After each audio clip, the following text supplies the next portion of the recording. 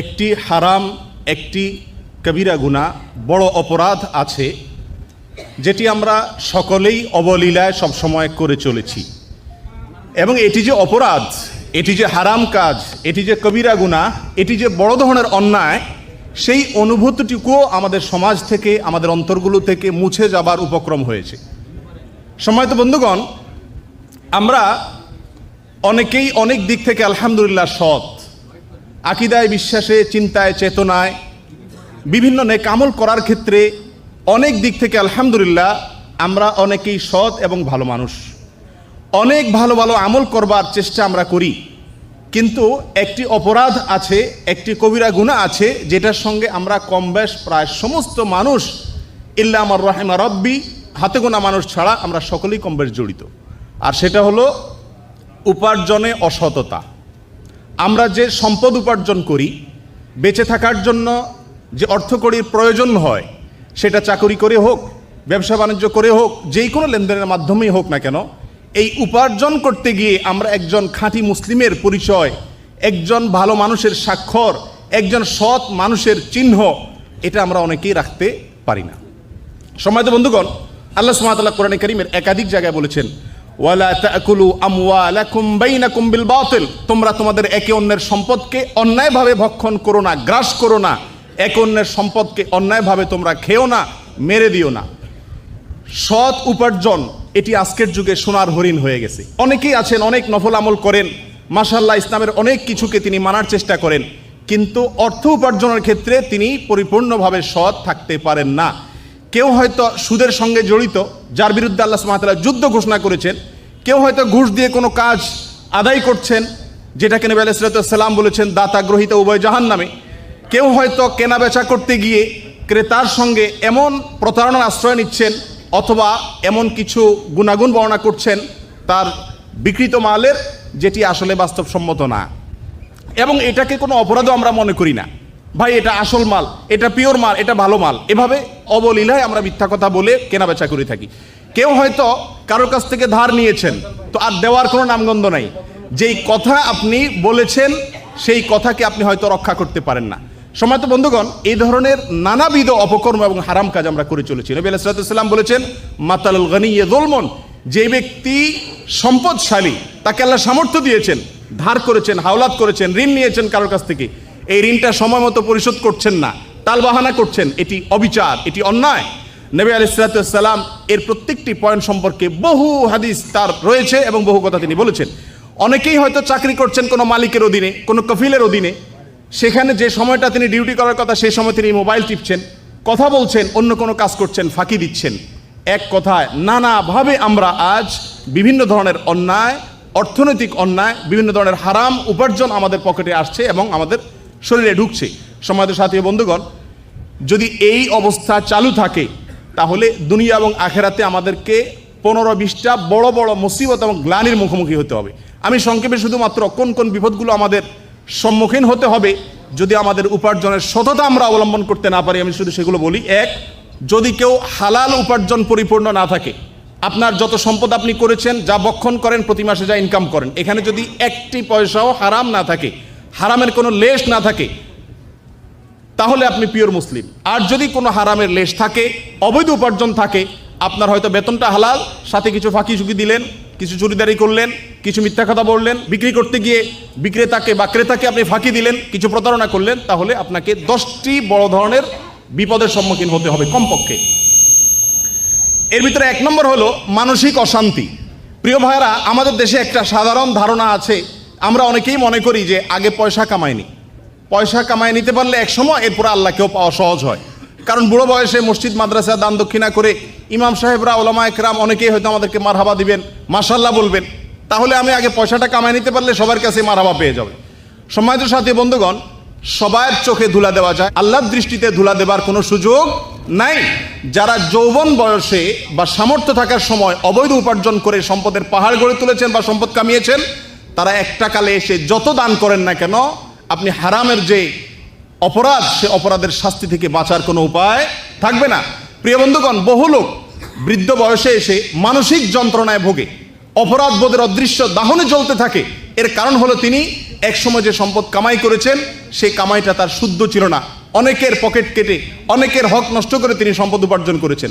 বড় হওয়ার পরে, বয়স্ক হওয়ার পরে তাকে মানুষ হাজী সাহেব বলে, মাশাআল্লাহ বলে, মারহাবা বলে, অনেক কিছু বলে, কিন্তু তিনি জানেন যে তিনি কত নম্বরের অসৎ এবং 2 নম্বর পয়সা কামাই করে এনেছেন। সাথী বন্ধুগণ, এই জন্য 1 নম্বর শাস্তি যেটা ভোগ করতে হয় একজন হারাম উপার্জনকারীকে, সেটি হলো মানসিক যন্ত্রণা। এই যন্ত্রণায় সে জ্বলতে থাকে মৃত্যু পর্যন্ত, কখনো সে স্থিরতা এবং শান্তি পায় না। হালাল উপার্জন অল্প করলেও যে মানসিক স্থিরতা এবং প্রশান্তি থাকে, হারাম উপার্জনে সেটি থাকে না। নাম্বার 2, ইবাদতের স্বাদ নষ্ট হয়ে যায়। আজ আমরা ইবাদত করে স্বাদ পাই না, এটাকে একরকম জরিমানা মনে করছি। এর অন্যতম একটা কারণ হলো আমাদের উপার্জনের সততা নেই।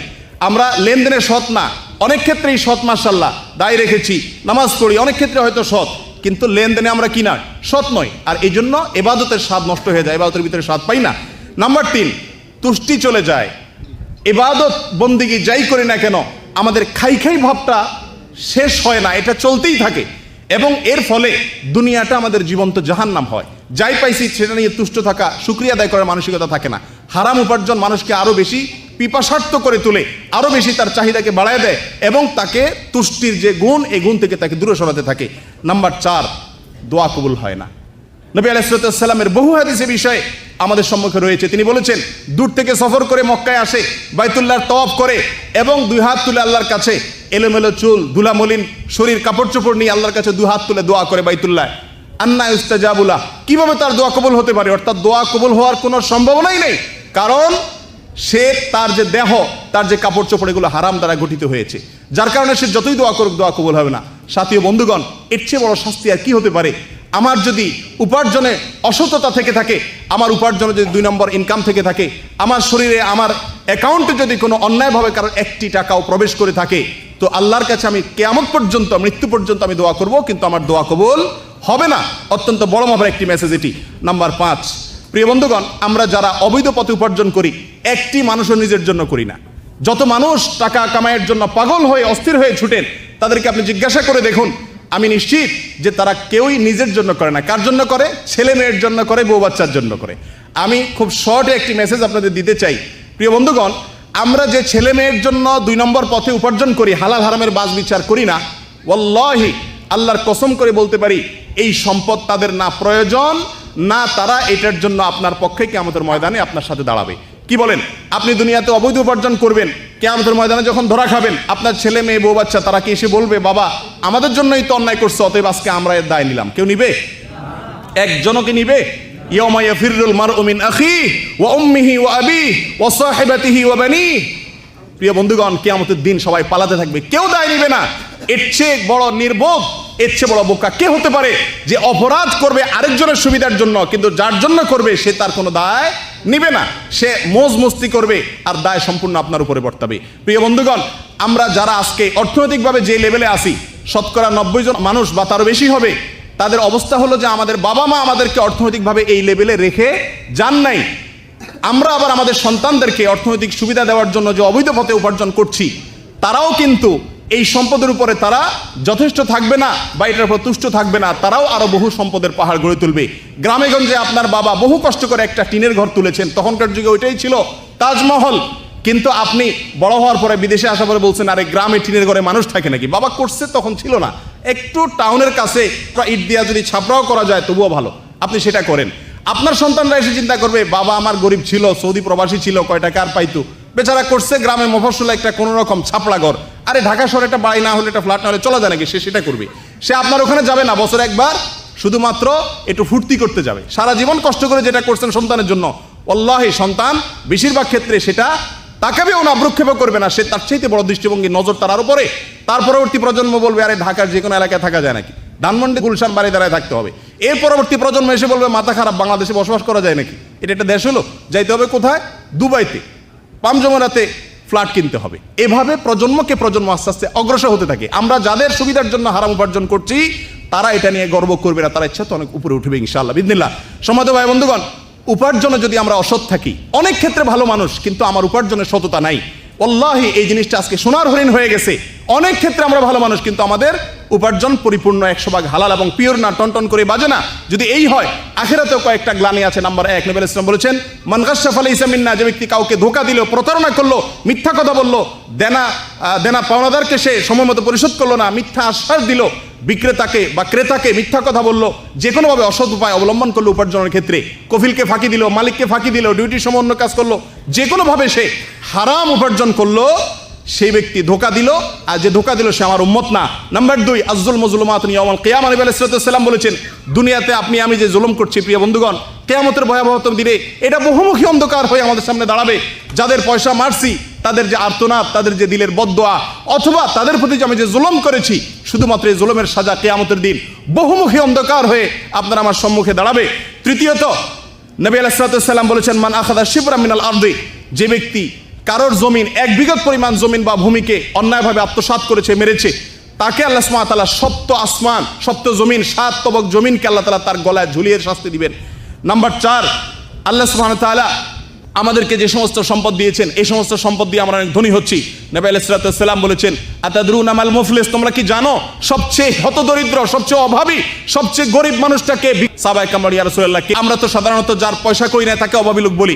নবী আলাইহিস সালাম বলছেন, না, একটা লোক অনেক নফল নামাজ পড়ছে, অনেক দান সদকা করছে, অনেক ওয়াজ ও নসিহত করছে, অনেক দাওয়াতি কাজ করছে, অনেক ভালো কাজ করছে, ছেলে মেয়েকে দিনদার বানাইছে, মসজিদ মাদ্রাসা করছে, অনেক কিছু করছে, দিনভর ওয়াজ শুনছে, মাহফিল শুনছে, কিন্তু তার উপার্জন সৎ ছিল না, উল্টা পথে ইনকাম করতো, সেটা অল্প হোক আর ব্যস্ত হোক, বেশ হোক।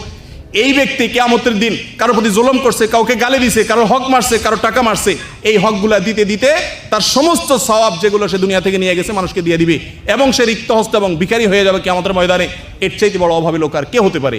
সম্মানিত ভাইরা, এটা শুধুমাত্র উপার্জনে অসততার কারণে হবে। উপার্জনে যদি আমরা অসৎ থাকি, তাহলে আল্লাহর রাস্তায় যুদ্ধ করে যদি আপনি নিজের জীবনকেও বিলীন করে দেন, শহীদ হয়ে যান, তবুও আপনার ক্ষমা হবে না। এক সাহাবী নবী আলাইহিস সালাম বলেছেন, ইয়া রাসূলুল্লাহ, আমি যদি আল্লাহর রাহে শুধুমাত্র আল্লাহকে সন্তুষ্ট করার জন্য যুদ্ধ করতে যাই, জিহাদ করি, আর পিছপা না হই, সামনে অগ্রসর হতে থাকি এবং জীবন দিয়ে দেই, বিলীন করে দেই শুধুমাত্র আল্লাহকে সন্তুষ্ট করার জন্য, আমার কি সব গুনাহ আল্লাহ মাফ করে দিবেন?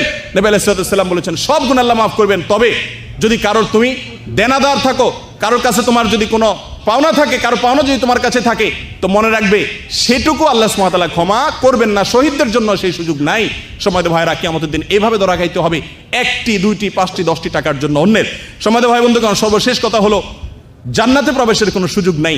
নবী আলাইহিস সালাম বহু হাদিসে বলেছেন, যেই দেহ হারাম দিয়ে গঠন করা হয়েছে, সে হারামটা সুদের মাধ্যমে আসুক, ঘুষের মাধ্যমে আসুক, কফিলকে মালিককে চাকরিতে ফাঁকি দিয়া হোক, 2 ঘন্টা দেরিতে গিয়া হোক, অথবা কারোর টাকা টালবাহানা করে ঘুরিয়ে ফিরিয়ে হোক, অথবা যেই কোনো উপায়ে যদি আপনি অবৈধ উপার্জন করে থাকেন, আমরা অবৈধ উপার্জন করে থাকি, সম্মানিত বন্ধুগণ, এই দেহ জান্নাতে প্রবেশ করবে না, বরং এটি জাহান্নামের উপযুক্ত।